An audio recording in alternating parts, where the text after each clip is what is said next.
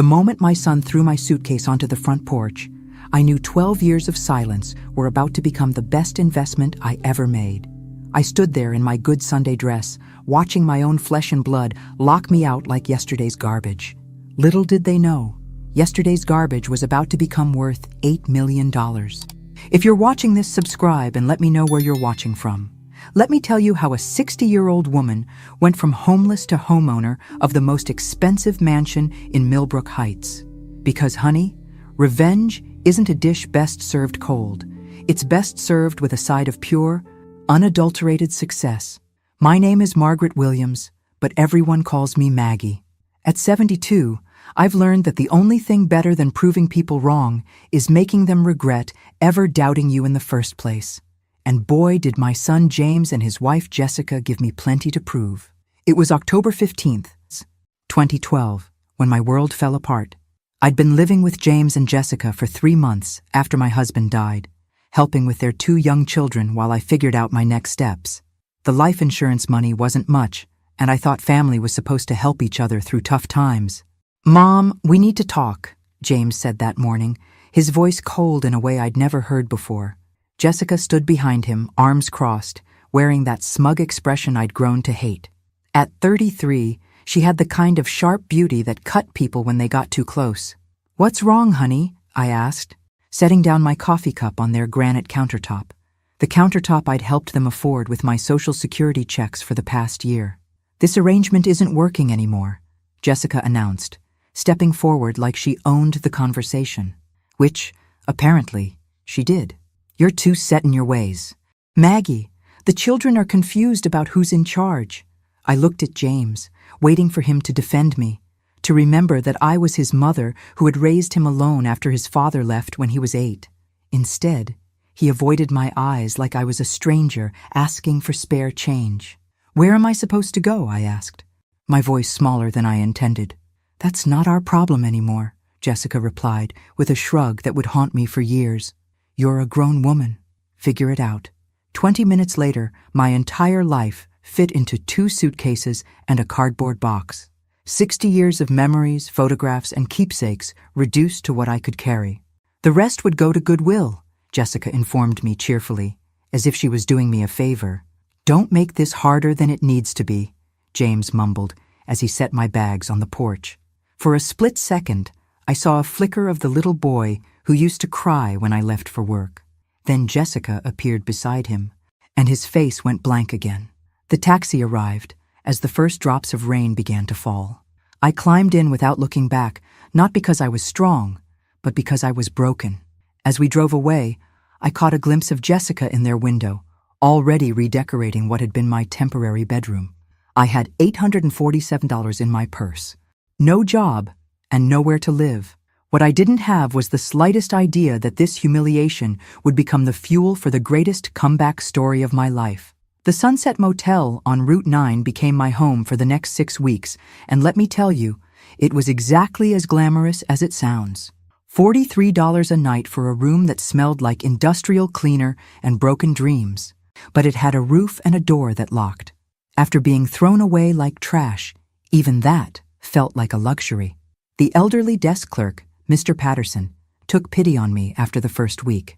"You're not like our usual guests," he said quietly, sliding an extra towel across the counter. Most of their clientele was either working construction jobs or hiding from something. I was just hiding from the truth that my own son had discarded me. Those first mornings were the hardest. I'd wake up in that narrow bed, forgetting for just a moment where I was, and then reality would hit like a slap. No grandchildren's laughter. No family breakfast to prepare, just me and the broken air conditioning unit that made sounds like a dying whale. But here's what Jessica and James didn't count on. I'm not the kind of woman who stays down. Never have been. When James was young and we had nothing, I worked 3 jobs to keep us afloat. I cleaned offices at night, worked retail during the day, and took in ironing on weekends. Survival wasn't new to me. I'd just forgotten how good I was at it. The first thing I did was walk to the library every morning. Free internet, free air conditioning, and most importantly, free access to job listings. At 60, nobody was exactly lining up to hire me, but I wasn't looking for charity. I was looking for opportunity. You have experience in bookkeeping?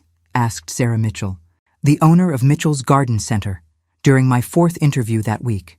She was about my age, with dirt under her fingernails and a no-nonsense attitude I immediately respected. 20 years, I replied. I handled all the finances for my late husband's contracting business. What I didn't mention was that I'd also spotted at least 3 ways she was losing money just from sitting in her cluttered office for 10 minutes. The inventory system was a mess. She was overpaying suppliers, and her pricing structure hadn't been updated since 2008. The pay isn't much, Sarah warned. $15 an hour, part-time. When do I start? That first paycheck was $240, and I treated it like I'd won the lottery. After 6 weeks of watching my savings drain away like water through a sieve, earning money again felt like breathing after being underwater. The motel room slowly transformed from a temporary stop to something resembling a home. I bought a small coffee maker, hung up my few family photos, and even splurged on a plant for the windowsill. If this was my life now, I was going to live it with dignity. 3 months in, I made my first real discovery. Sarah was throwing away thousands of dollars worth of plants each year. Anything that didn't sell by the end of the season went straight to the dumpster. It's just how the business works, she explained with a resigned shrug. But I saw something else entirely. I saw potential. You want to do what with the dead plants? Sarah asked, looking at me like I'd suggested we start selling fairy dust and unicorn tears. They're not dead. They're dormant, I explained patiently. And with a little care, most of them can be revived and resold next season. This was month 8 of my new life, and I'd moved from the motel to a tiny studio apartment above Giuseppe's Pizza. The rent was $650 a month, which left me about $50 for everything else after groceries. But it was mine. No one could kick me out on a whim or decide I was too set in my ways. Sarah let me take home 3 truckloads of dead plants that November, probably figuring it would teach me a lesson about business reality. What it actually taught me was that I had a gift I'd never known about. My tiny apartment became a greenhouse. Every windowsill, every corner, every available surface was covered with pots and planters. I researched plant care on the library computers, watched YouTube videos, and spent my evenings nursing brown, wilted stems back to life. The neighbors thought I was crazy. Mrs. Chen from downstairs kept asking if I was running some kind of illegal operation. Too many plants, she'd mutter in broken English whenever she saw me carrying another pot upstairs. But by February, something magical started happening. Green shoots appeared, buds formed. My studio apartment was transforming into a jungle of healthy, thriving plants. I had over 200 specimens, and about 150 of them were not just alive, but flourishing. Maggie, what the hell? Sarah gasped when I brought the first batch back to the garden center in March. These look better than when they were new. Told you they weren't dead, I said, trying to hide my grin. Inside, I was doing cartwheels. This wasn't just about proving a point. This was about discovering I had a talent that could actually make money. Sarah bought back every single plant for half the original retail price. In one transaction, I made $847, more than my first month's salary. But more importantly, I'd found something that felt like purpose again. The next year, our arrangement became official. Sarah would set aside all the unsellable plants for me. I'd rehabilitate them through the winter, and we'd split the profits in spring. It wasn't exactly a business empire, but it was mine. Word started spreading through the gardening community. That lady at Mitchell's can bring anything back to life, people would say. Soon, other garden centers were calling, asking if I'd take their clearance plants too. By the end of year 2, I was making more from plant rehabilitation than from my bookkeeping job. I'd also moved to a larger apartment with a proper balcony and had turned Giuseppe's parking lot into an unofficial greenhouse with his permission. The best part? Every healthy plant I saved felt like proof that being discarded didn't mean being worthless. Some things just needed the right care, the right attention, and the right person who could see their potential. James and Jessica had thrown me away, assuming I'd wither and disappear. Instead, I was putting down roots in soil they'd never even imagined. Year 3 was when I stopped thinking small and started thinking smart. By this point, I had a waiting list of garden centers wanting me to rehabilitate their clearance plants, and my little apartment operation was bursting at the seams. The landlord had started charging me extra for excessive plant drainage, and Giuseppe was getting tired of customers asking if they could buy the beautiful plants covering his parking lot. "You need a real facility," Sarah told me during one of our coffee meetings. "And you need to think bigger than just saving plants." She was right. But thinking bigger required money I didn't have.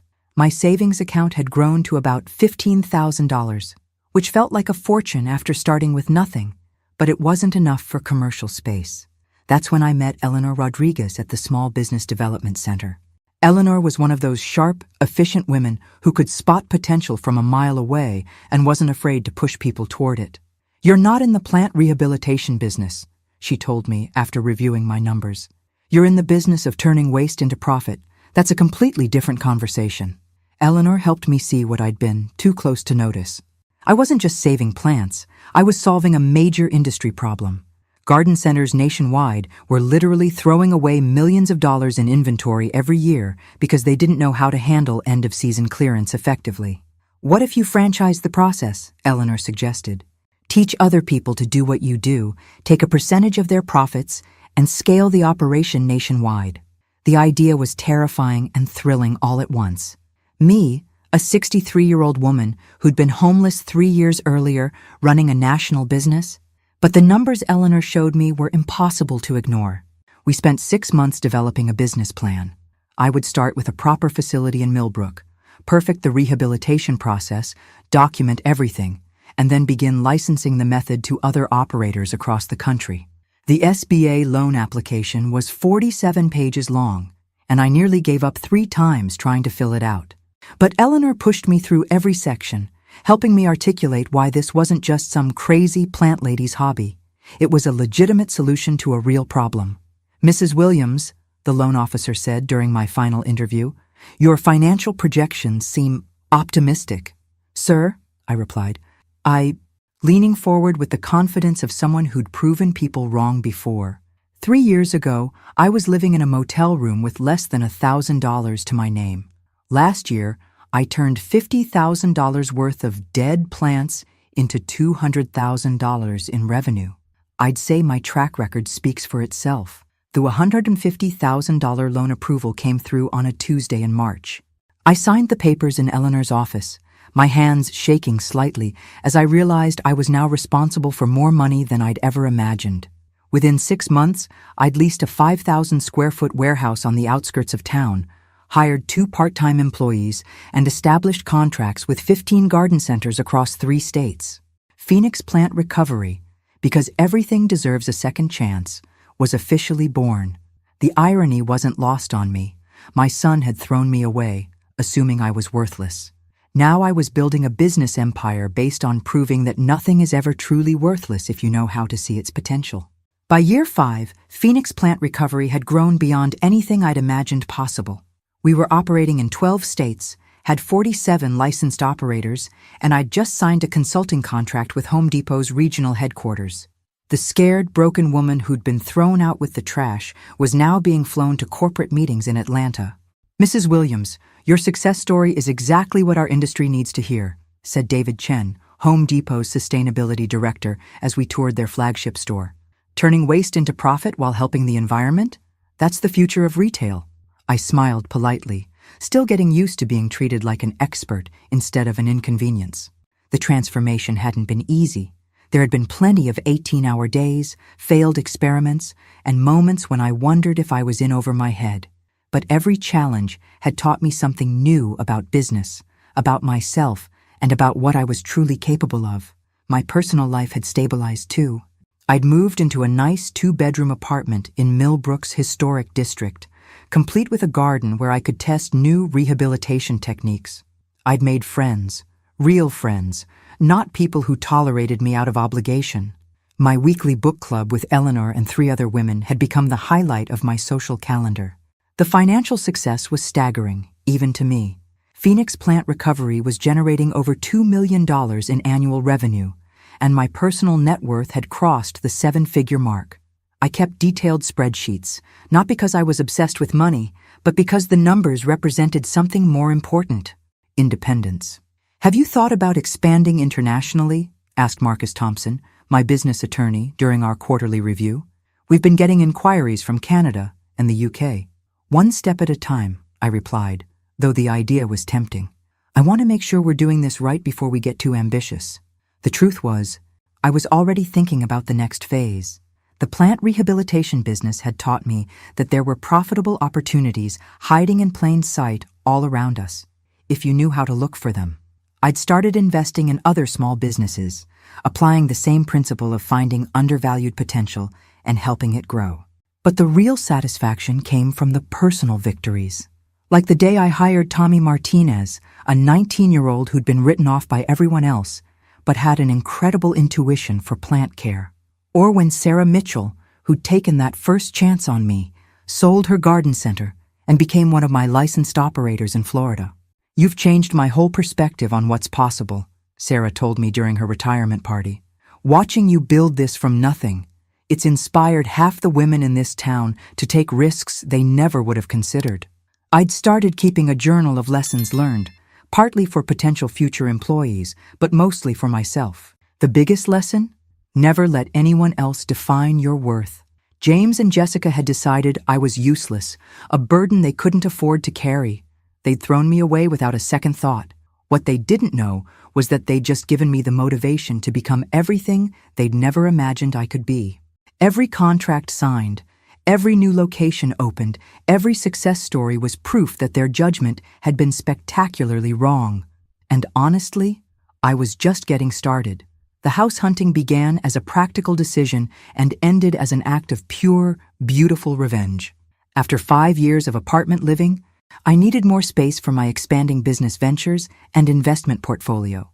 What I found instead was the perfect way to announce to Millbrook that Margaret Williams was no longer the woman anyone could throw away. The Harrison estate? Jennifer Walsh, my realtor, repeated when I mentioned the property. Maggie, that house hasn't been on the market in 40 years. It's the most prestigious address in Millbrook Heights. Millbrook Heights, the neighborhood where James and Jessica had always dreamed of living but could never afford.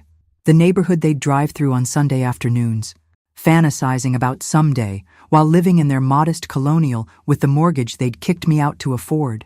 Is it for sale? I asked simply. Well, yes, but Jennifer hesitated. The asking price is $4.2 million. Let's take a look. The Harrison estate was everything I'd expected and more. 12,000 square feet of pristine colonial architecture sitting on 8 acres of manicured grounds. Master suites with fireplaces, a library with floor-to-ceiling mahogany shelves, a chef's kitchen that could feed a small army, and a conservatory that was basically a greenhouse attached to the house.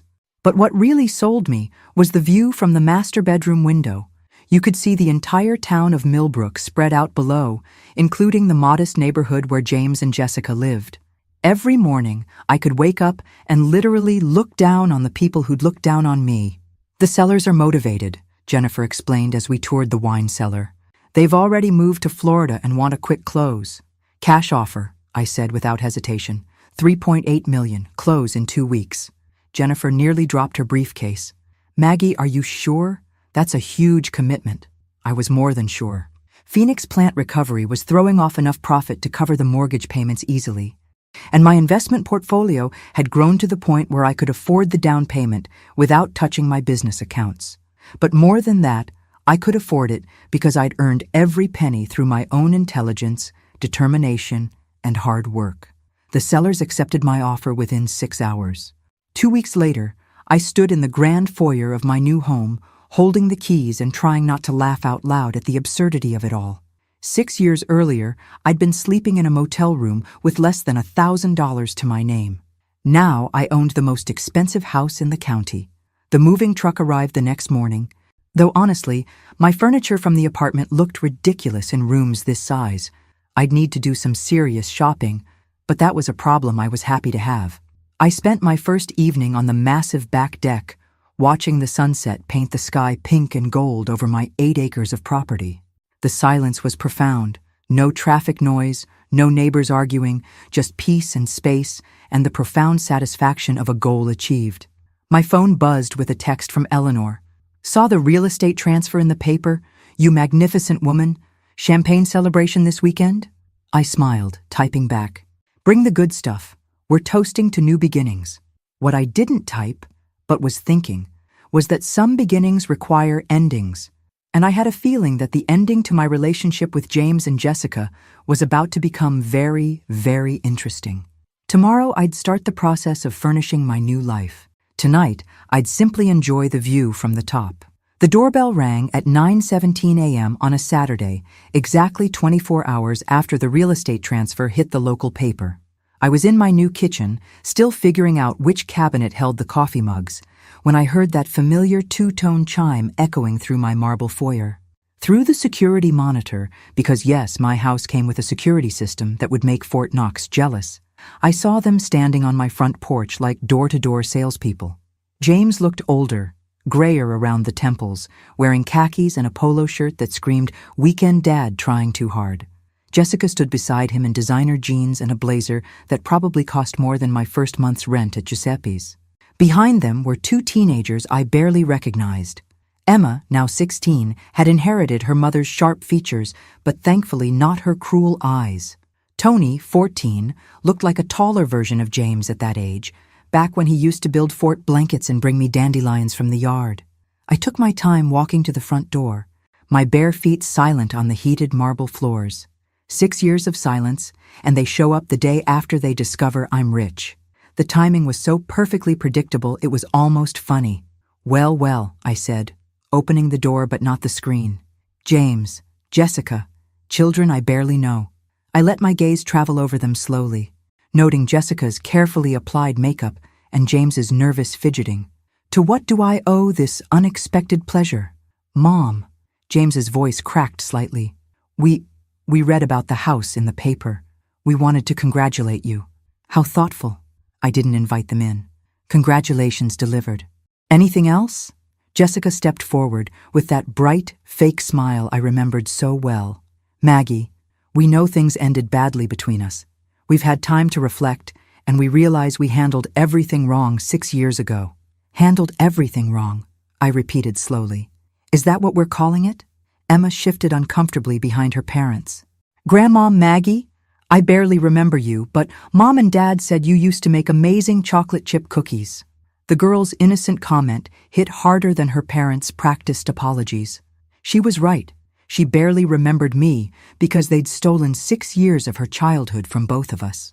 6 years of birthdays, school plays, bedtime stories, and grandmother-granddaughter moments that we'd never get back. "I did make good cookies," I said softly, looking at Emma. Then I turned back to her parents, before I was thrown out like garbage. "Mom, please," James pleaded. "Can we come in? Can we talk?" "Talk about what?" "Exactly?" Jessica's mask slipped for just a moment, revealing the calculating woman underneath. "We're family, Maggie, and family should stick together, especially when—" She gestured vaguely at the mansion behind me. "When there's room for everyone." There it was, the real reason for their visit, delivered with all the subtlety of a sledgehammer. "Room for everyone," I mused. "How convenient that you've discovered your family feelings now that I have 12,000 square feet." "That's not fair," James protested, but his eyes were already cataloging what he could see of the house interior. "We've missed you. The kids have missed having a grandmother." I laughed, actually laughed, at the absurdity of it. "James, honey, you threw me out of your house with 2 suitcases and a cardboard box. Jessica told me I was too set in my ways, and that figuring out my life wasn't your problem anymore. Now you miss me?" The silence stretched until Tony spoke up. "Dad, what is she talking about?" "Why don't you come in?" I said finally, stepping back from the door, "since you're so interested in family reunions." I led them through the foyer, past the crystal chandelier and marble staircase, into the living room with its floor-to-ceiling windows overlooking the grounds. I watched their faces as they took in the silk wallpaper, the Persian rugs, the artwork that cost more than most people's cars. "This place is incredible," Tony breathed, walking to the windows. "Mom, look at the pool!" Jessica was looking all right. I could practically see her calculating square footage and property values. "It's certainly spacious," she said carefully. "Much too big for one person." "Is it?" I settled into my favorite armchair, a beautiful wingback in navy blue velvet that I'd bought specifically for this room. "I find I quite like having space to breathe." James sat on the edge of the sofa like he was afraid to wrinkle the fabric. Mom, about what happened 6 years ago. We were dealing with a lot of stress. New mortgage, my job situation was uncertain. Jessica was working full-time with 2 small kids. So naturally, the solution was to make your widowed mother homeless, I finished. Very logical. We thought you'd figure something out, Jessica said defensively. You're so capable, so independent. We never imagined you'd end up in a motel. I raised an eyebrow. You never imagined it, because you never bothered to check. Emma was studying a family photo on the side table, one of the few pictures I'd kept from my old life. It showed James as a young boy, maybe 8 years old, sitting on my lap while I read him a story. Dad, you were really little, she said. That was taken right after your grandfather left, I told her. Your dad and I lived alone for 10 years. I worked 3 jobs to keep us afloat, made sure he had everything he needed for school. Drove him to baseball practice every Tuesday and Thursday. I looked directly at James.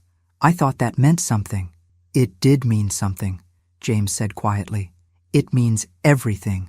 That's why we're here. No, I said firmly. You're here because you want something. The question is, are you going to be honest about what it is? Or are we going to keep pretending this is about missed family connections? Jessica's patience was clearly wearing thin. Fine, she snapped. Yes, we need help. James lost his job 3 months ago. We're behind on the mortgage, and Emma needs money for college applications. Happy now? Deliriously, I said dryly. Now we're getting somewhere. The thing is, James jumped in, shooting Jessica a warning look, we were thinking. You have all this space, and we're struggling with our housing situation. You want to move in. It wasn't a question. Temporarily, Jessica added quickly. Just until James finds another position. Maybe 6 months? A year at most? I looked around my beautiful, peaceful living room, then back at the people who'd discarded me the moment I became inconvenient. Let me make sure I understand this correctly. You want to move your entire family into my house because you're having financial difficulties. We're family, James repeated, like it was a magic word that would open all doors. Family, I mused. Is that what you called it when you locked me out of your house? When you told me figuring out my life wasn't your problem anymore?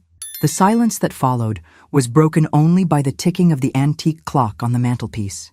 Finally, Tony spoke up again. What happened 6 years ago? Why won't anyone explain what you're talking about? I looked at the 2 teenagers, these grandchildren I'd been robbed of knowing, and made a decision. Sit down, I told them. Both of you. It's time you learned exactly what kind of people your parents really are. Mom. Don't, James warned, but I held up a hand. Emma, Tony, 6 years ago, your grandfather died. I was 60 years old, recently widowed, and I needed a place to stay while I figured out my next steps. Your parents invited me to live with them. I kept my voice calm, factual. For 3 months, I helped with childcare. I contributed my Social Security checks to household expenses and tried to stay out of the way. Emma and Tony were listening intently, their faces serious. Then one morning, your mother decided I was too set in my ways and told me I had to leave. Immediately.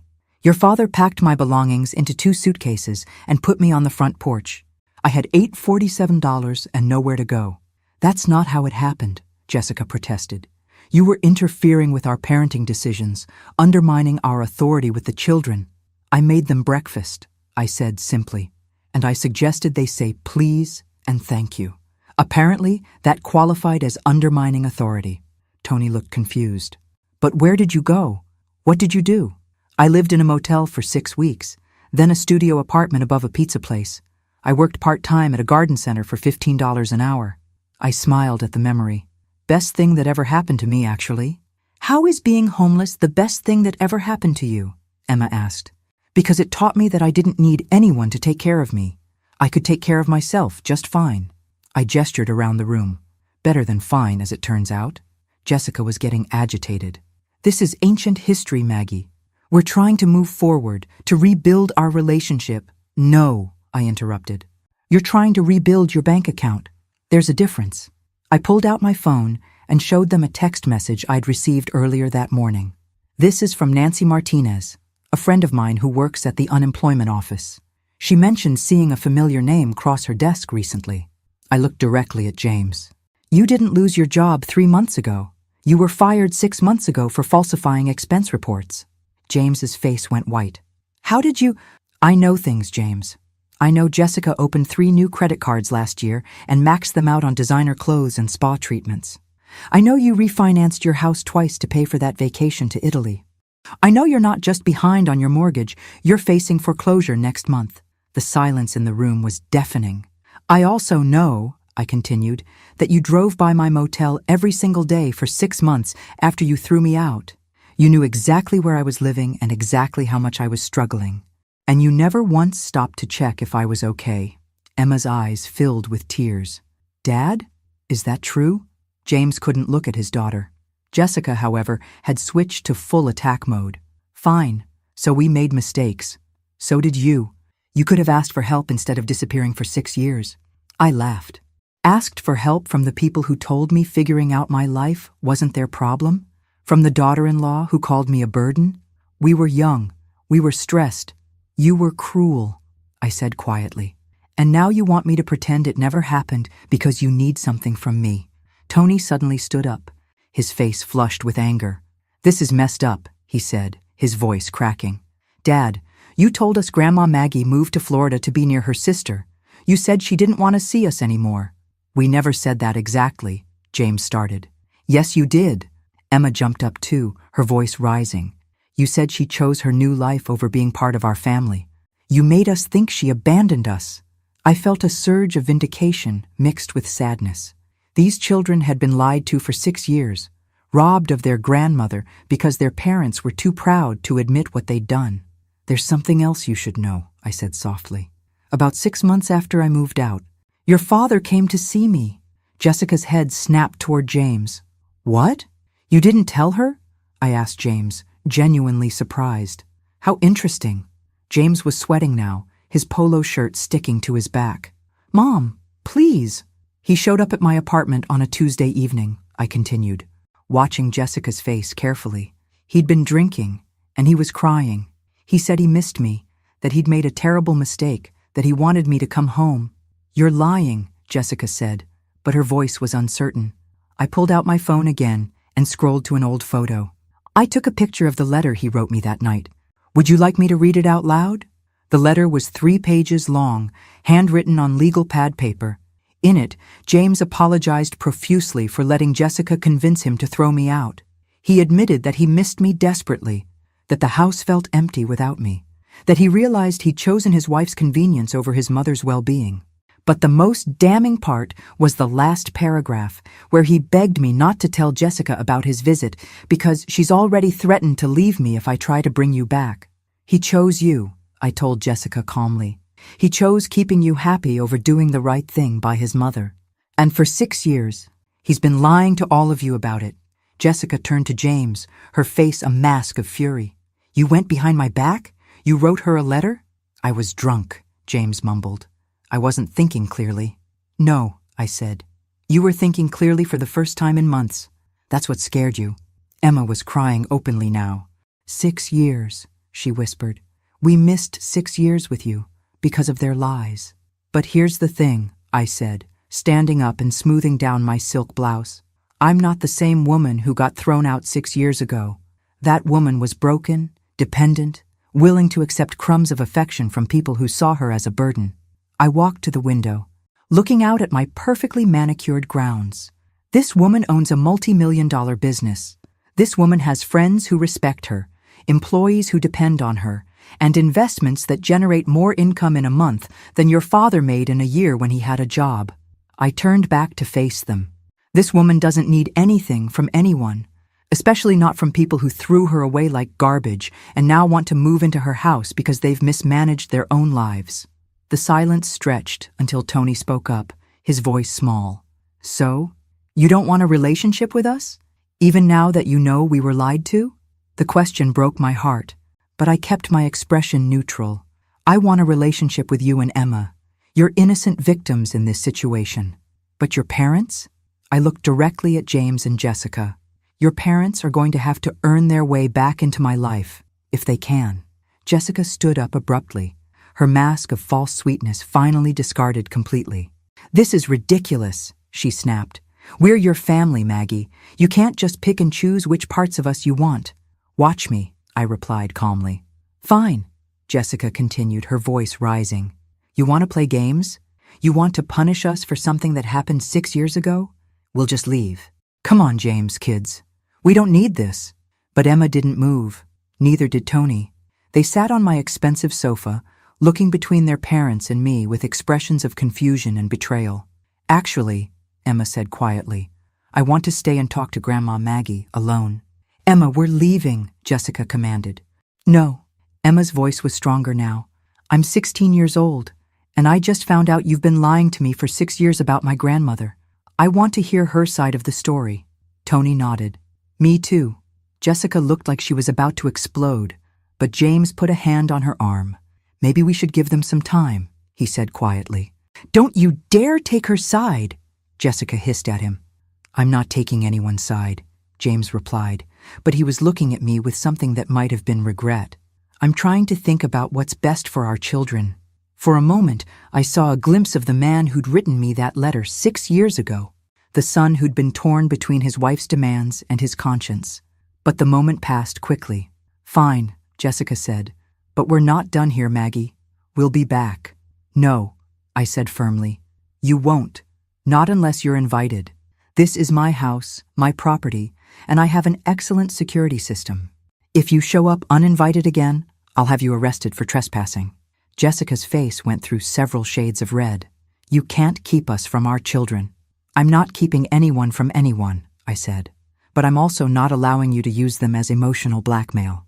Emma and Tony are welcome here anytime they want to visit. You and James are not. Not until you've proven you've changed. Proven how? James asked. I considered the question carefully. Start by telling your children the complete truth about what happened 6 years ago. Not your version, not Jessica's version. The truth. Then get your financial house in order without asking me for help. Show me you can stand on your own 2 feet like the adults you claim to be. And then maybe we can have a conversation about forgiveness. Maybe. I smiled coldly. But don't hold your breath. After they left, I sat with Emma and Tony for 2 hours, answering their questions, showing them photo albums from their father's childhood, and listening to their stories about school, friends, and dreams for the future. They were good kids, despite their parents' failures, and I could see echoes of the little boy I'd raised in both of them. Can we come back next weekend? Emma asked, as I walked them to the door. Anytime you want, I promised. I have 6 years of grandmothering to catch up on. As I watched their car disappear down my long driveway, I felt something I hadn't experienced in years. Complete satisfaction. Not revenge, exactly, but justice. The people who'd thrown me away were now the ones begging for scraps, while the woman they'd discarded was living in luxury they could never afford. I'd proven that being thrown away doesn't mean being worthless. Sometimes it just means you're finally free to discover your true value. And sometimes, the best revenge really is living well. The next morning, I called Eleanor to tell her about the visit. How do you feel? She asked after I'd shared the whole story. I looked out at my beautiful grounds, sipped my coffee from expensive china, and smiled. I feel like I'm exactly where I belong. Finally. Some victories are quiet. This one was perfect. Thanks for listening. Don't forget to subscribe and feel free to share your story in the comments. Your voice matters.